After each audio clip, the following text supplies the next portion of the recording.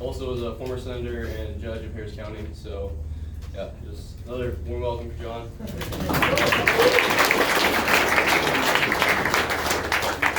Well, thank you, Mitch. But you know, when you told me asked me to do this, you said a class. I thought it was a mixed class. There's no women in this class. That's debatable. We have a common gate between our yards, and he has a constant. I feed him every Friday night if he's in town, so he eats well. And this is my son, Steve. He's another Aggie. He graduated in 1982. And I have two other sons that also graduated in, well, later years. He's my oldest son. And there's a reason for him being here, but I'll tell you what that is in a second. But anyhow, the two other sons, or whatever, and the reason for him being here. You know, my wife, when I told my wife I was going to do this, she said, "You got to take Steve." I said, "Why do I have to take Steve?" She said, "It's going to be dark. And you know, you got to drive home, and you're probably going to get lost. You're going to lose your way. I mean, you know, you've got a little bit of a problem. You're 87 years old, and you do have a little memory problem, husband," she said. And I said, "Well, I don't think so, but anyhow, well, it so happened the night before she asked me for a bowl of ice cream, and I said, well, I'll be happy to get it, and I'll go back and get it in the kitchen." She said, "Now I also want berries on it." And I said, "Okay, I'll put those on there too, and I want some whipped cream on it." And I said, "Okay, I'll do that." And she said, "Now you remember that, get to the kitchen and do that." Well, I come back with bacon and eggs. And she says, "Where's the toast?" Anyhow, I'm not sure why I'm here, to be honest with you. She said there was a little political type thing here, so I'm going to give you a little history on what I understand. There's some political majors or people who eventually want to work into the political arena in some form or fashion in this crowd. Maybe not, maybe there is, but I don't know. If there aren't, I say good luck. But I grew up in Santa Fe, New Mexico, and you've been to Santa Fe, New Mexico. That's one where the streets were laid out by a borough when it was loose in the township, and the urban planners just followed the route that the borough took, and that's how the streets are in Santa Fe, New Mexico. So it's and we lived up on the hill outside town in an adobe house. I had a friend of mine paint a picture of it. All I had was a black and white picture of it when I grew up there. This is way back there, as you can imagine. No electricity, no water. Didn't get electricity until the 8th grade, and we put the wiring in the walls by chipping out the adobe and sticking the wires in there, putting some mud over and sealing it in, doing that. And then I finally got running water when I went to the other A&M, New Mexico A&M. Now, it was New Mexico A&M when I entered. It was New Mexico State when I left. So that was mine, and I got a civil engineering degree there. Just like these guys, my sons, all three of you got 3 civil engineers. 4 civil engineers in my family. None of us practiced civil engineering. We got into other careers, some by accident and some on purpose. But one's a patent attorney, and this is a geologist here, and the other one, well, he got a PhD in math, and now he moves dirt and pours concrete, contractor. So you never can tell. My point is, I guess, you never can tell what you're going to wind up doing. Just keep the options open as you move forward in life, and keep exploring the different options that you have. Don't let your guard down. Keep your contacts going at all times, and expand your horizons in any and every way that you can. When I when I left school, of course, in New Mexico, you had mandatory ROTC in the first 2 years. And then the second 2 years in college, then you had an option there. You didn't have to take ROTC, but you could, and you get a stipend, a small stipend to take advanced ROTC. And I took that because it paid a little bit of money. And so while I was there, I met a woman. You know, you guys probably don't even know what that is. But, and that was, you know, the advice I have there is marry above yourself on the intelligence side. Get the smartest woman you can find and make her your wife. And that's what I did. You know, we had one class, and she was bright. I mean, she was a straight A student all the way through, whatever you remember, except for one class. You got a B in it. While we were in school, we had one class in common. It was a speech class. I got a C and she got a B, and she's still mad at me about that. But anyhow, my point is, find the smartest woman you can and marry that one. And you never can tell how it's going to work out later on down your careers. In her case, she graduated, and we went to Houston, and I'll cut into the chase here a little bit and come back and cover the rest of it. But she, one night came home and said, I'm going to go back to graduate school. I said, well, what are you going to do? You know, what are you going to major in? She said, well, I'm going to do foods and nutrition. That was my undergraduate course.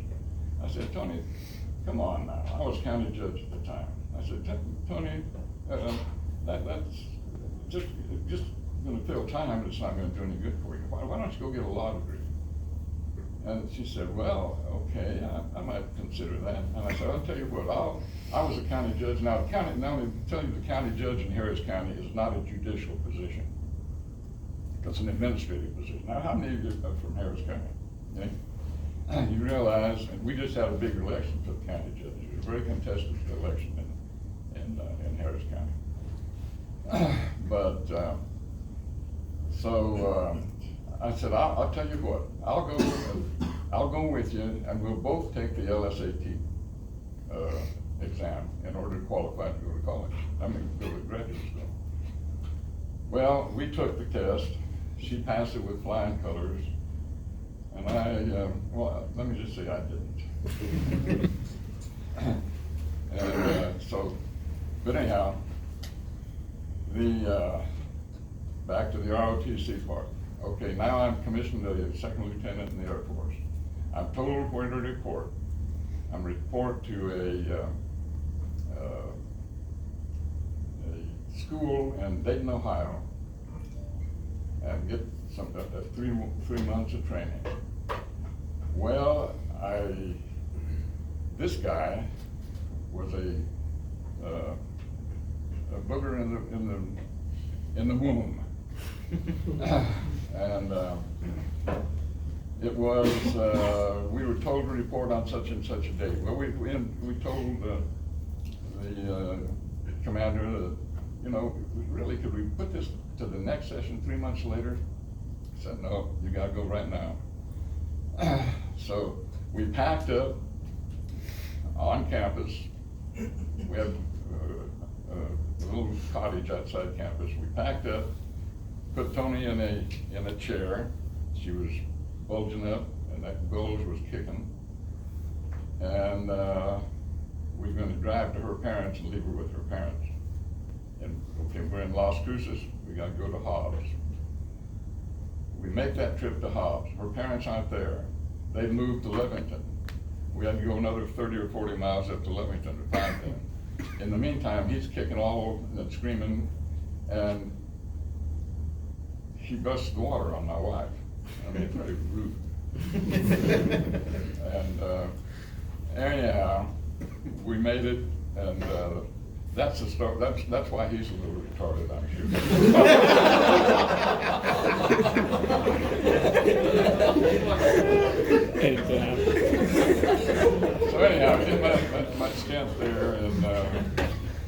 thing and then wound up. So they gave me a choice. They gave me a choice as to where to go. They said, you can go overseas, and here are the places you could go. And you can stay in the country, and here's the places you could go. And so, first place I did, I put my number one choice, go overseas, either Germany or Japan. And the second choice, in the United States. So my first choice was the Northwest, and the second was someplace else. Well, they sent me to Waco, Texas. James Conley Air Force Base. It's not even there anymore.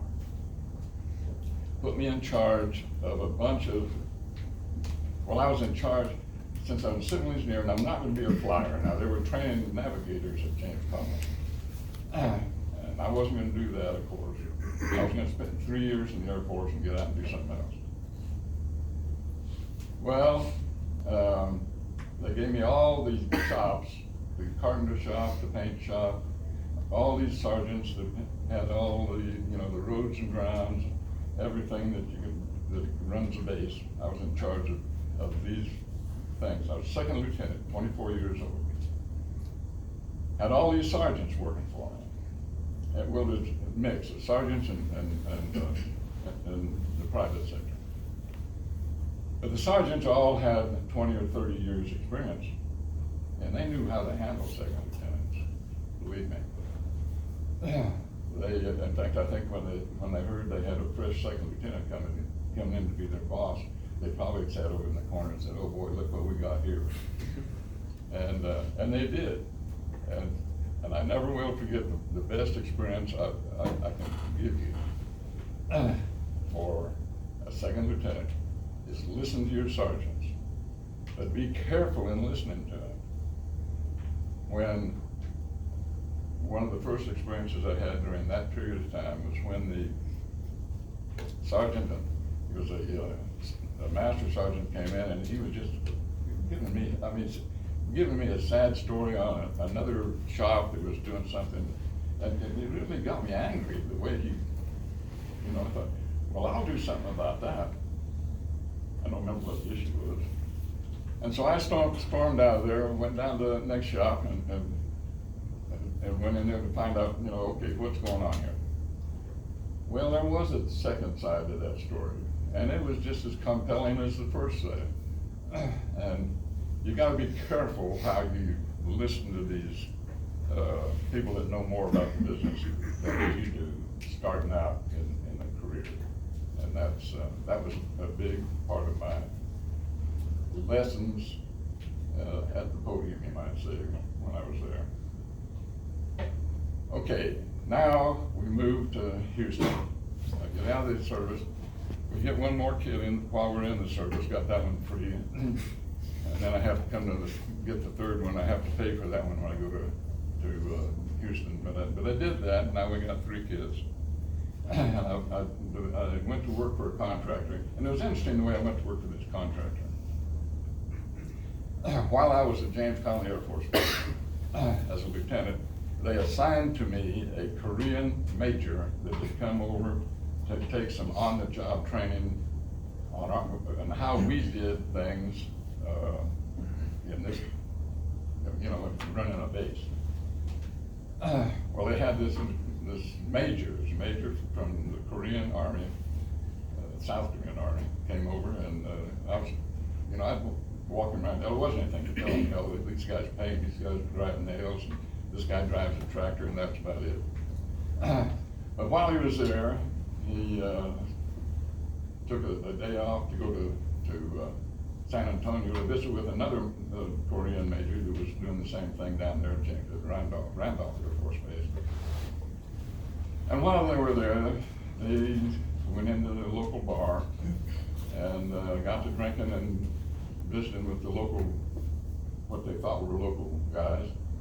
And one of them was a contractor from Houston, Texas. And so they were very jovial, big fat guys, very jovial guy, he was an interesting guy. He said, "What do you do?" And they said, "Well, we're civil engineers." "Oh, good, I'm looking for a civil engineer. I want a civil engineer to work for me." And what do you do? "Well, I'm a contractor in Houston." "Well, the major said, well, we can't do that, but I know a lieutenant that's getting out of the service right now. I was the first lieutenant by then, by the way. I'm getting out of the service, and he's looking for a job now. So they called me from the bar right there and made an arrangement for me to visit with this contractor in Houston, Texas the next week, which I did. And I got a job in Houston. That's how I wound up in Houston, Texas. So the point is, and it turned out to be a pretty good decision long term. Not that, you know, the contractor went broke, partly because I guess I worked for him.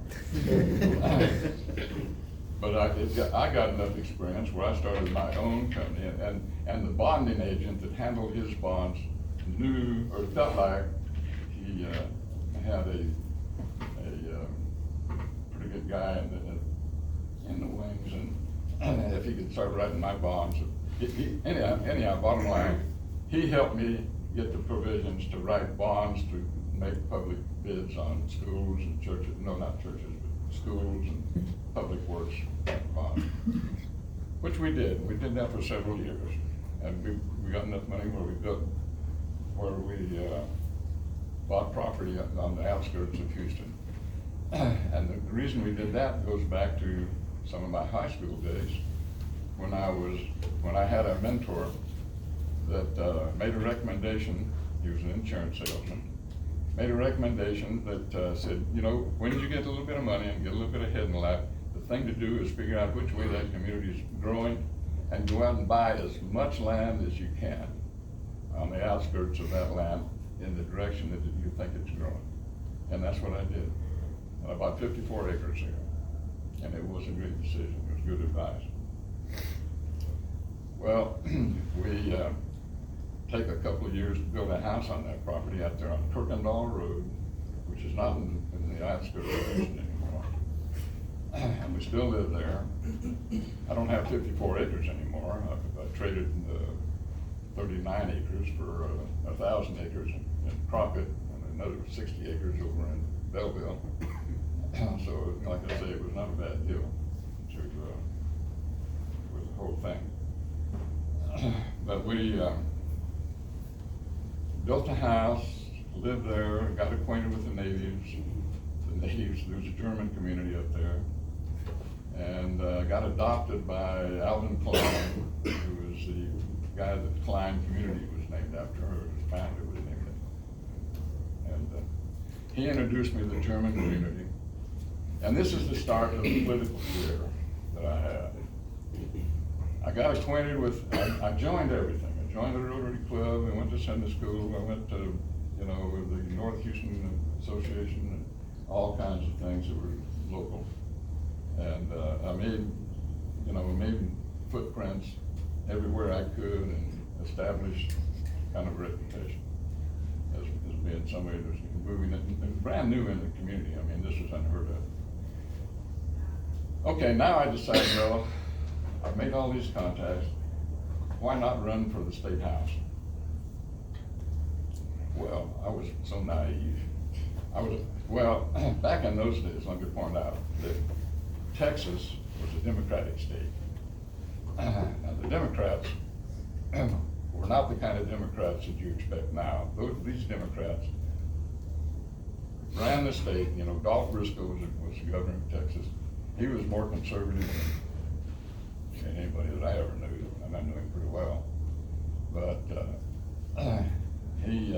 so the thing was, you just had to be a Democrat, I thought.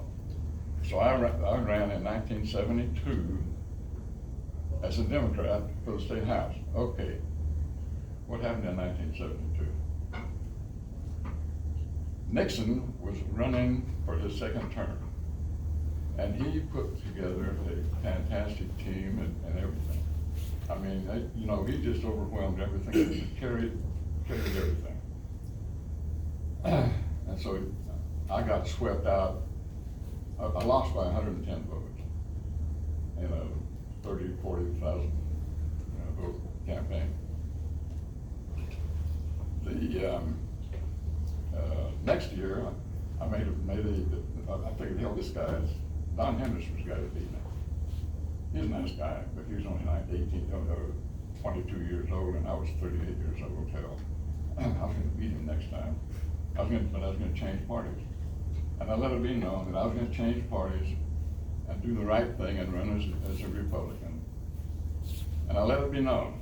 And Nancy Palm, boy, nobody is here old enough to know Nancy Palm. Nancy Palm is the county chairman, took the place of George H.W. Bush when George H.W. Bush was county chairman in Harris County. She came to me and she said, "John, you're not running for the state house. You're running for county judge."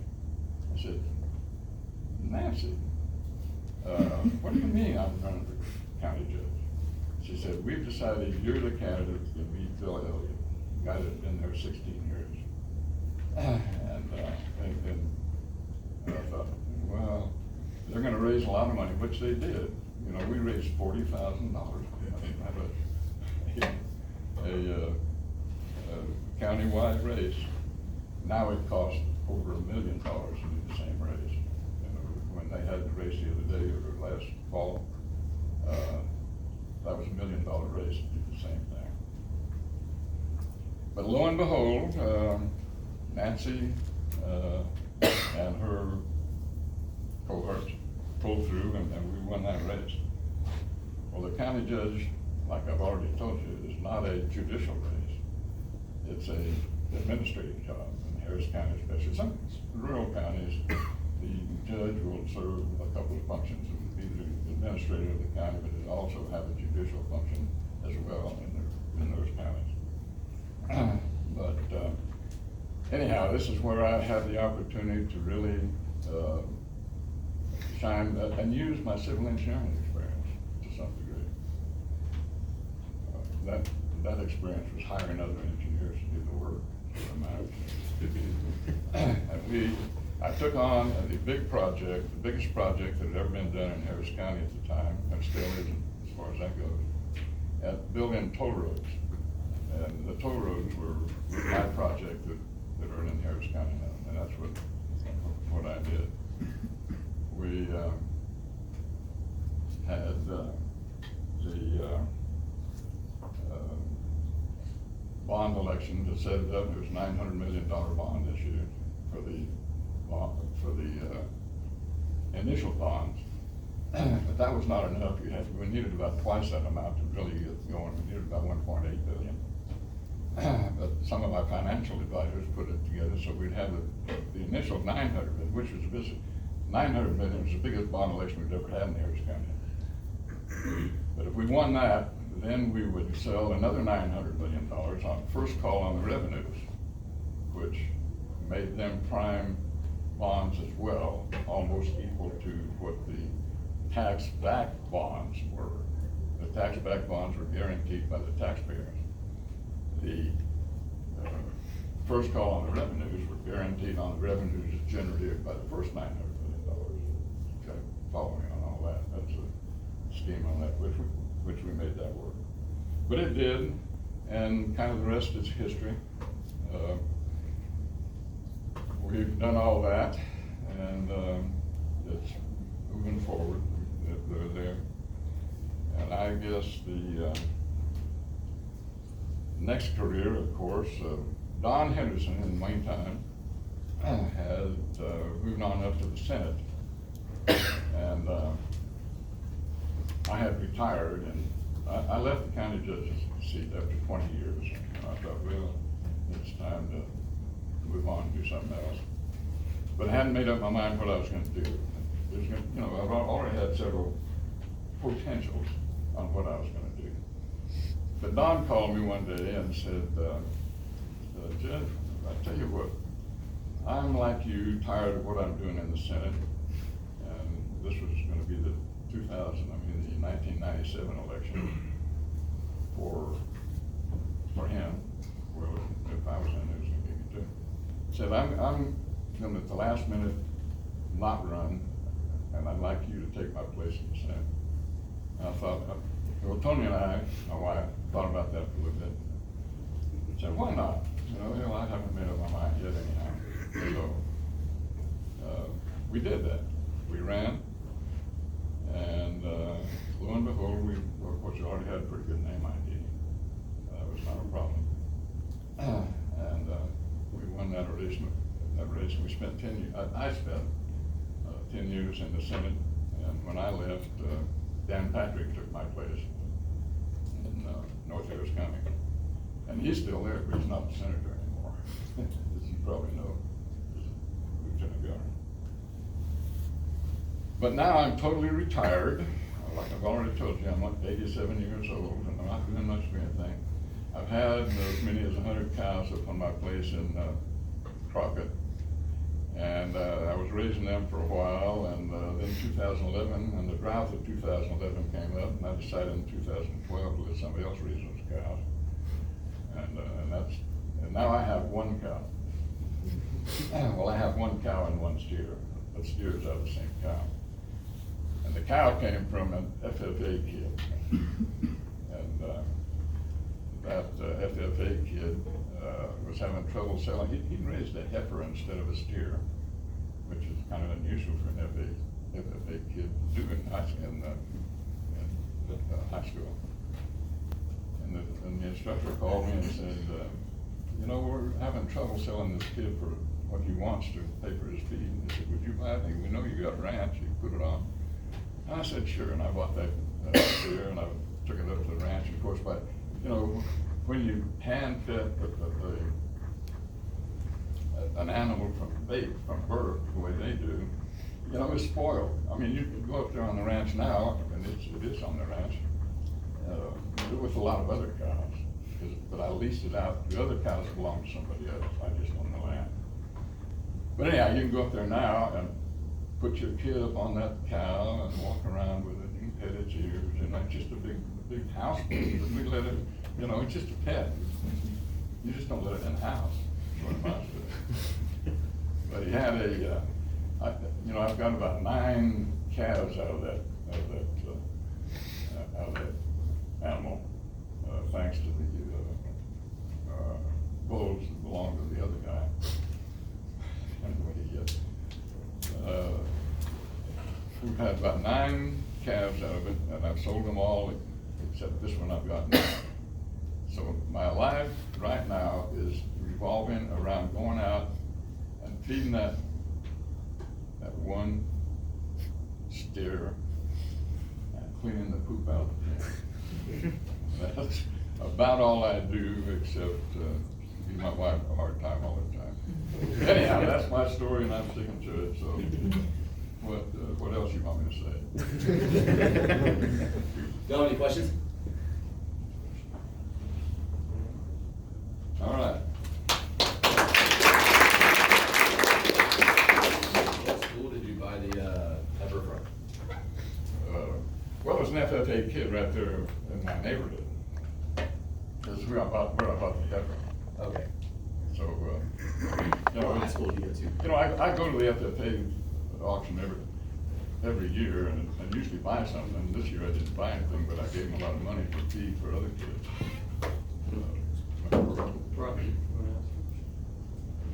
What high school did you go to, the kid? What high school did that kid go to that you bought that heifer from? That's what he was asking. I think it was Klein High.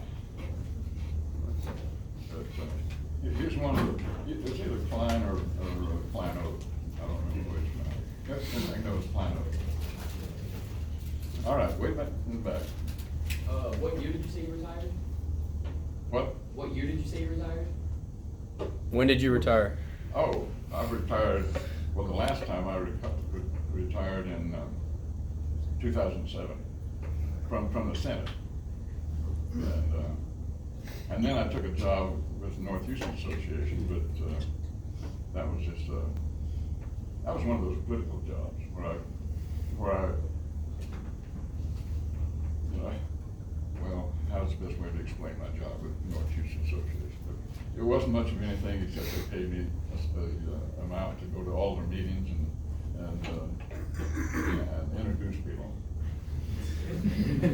So last time you worked in the Senate was in 2007. Since 2007 to 2023, a lot of stuff has happened politically. Can you attest to any of the big changes from 2007 to now? I mean, back in 2007, I was 10 years old then. So I don't remember too much than I just know politics these days. Can you give me some insight of what you've seen changed, the good, the bad, the ugly? Well, in the political arena, there's been significant changes. You know, the attitude, the cooperation between the two different parties just doesn't exist anymore. And one thing I'll make a point on. You know, I already made the issue on paying attention to what your sergeants say. Well, when you hear some of these stories that are going on in the politics, ask the questions. Now, is this really true? What's the background behind these stories, either side, either way? And what vested interest do those people have in it? What vested interest do the media have in it? For example, like there's an article in the paper the other day that in the Chronicle.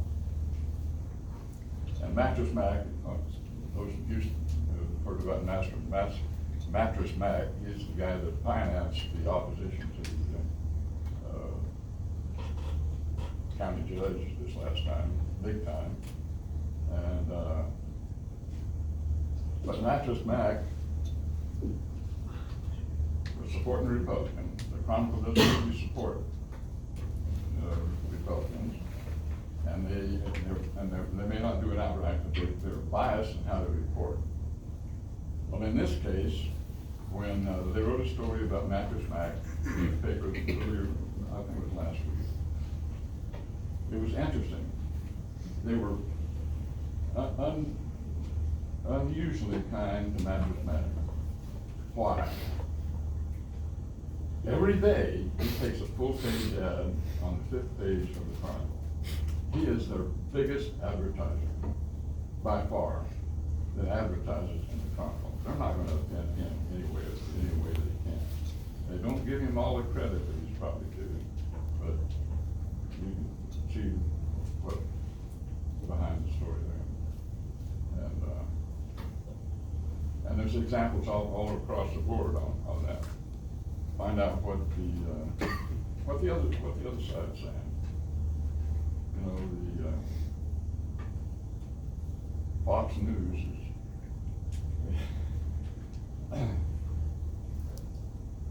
you know, Fox News is being sued right now by the manufacturer of voting machines because, and the suit has to do with Fox News claiming that they were, the machines are, you know, pre-arranged, pre-made, or pre-set. And Fox News made those statements over and over again. Well, they're being sued now. Well, in the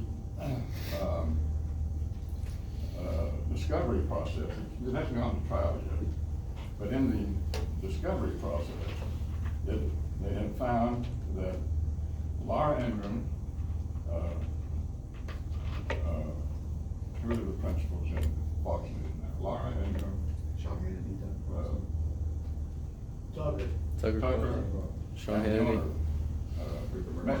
Hannity.